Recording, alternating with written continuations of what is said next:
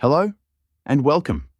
Now, as of the recording of this video, when you log into Google Gemini, what you may see is a message here that says that you can now generate videos with VO2 inside of your Gemini account.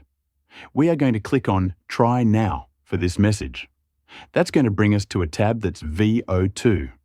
If you go to the drop-down menu, you're going to notice that one of the tabs, which is New, is going to be for VO2. What you'll notice here is that VO2 says you can generate 8-second video from text. You'll also notice that the other Gemini chat features are not available when you are creating videos with Gemini. We are going to create a video with Gemini. We're going to enter a prompt, and we're going to enter our query. We are then going to click Submit. Gemini will then start the process of generating the video.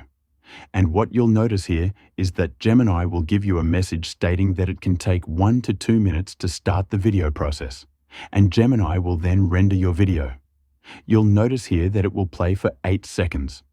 We can stop the video, and then we can play it here in this area. When we are ready to download the video, we can click this link that says Download Video. So you can create a downloadable video with Google VO. That video is going to be 720 pixels in resolution, and you'll be able to use it as you see fit. Okay, so with that, thanks, and I will see you in another video.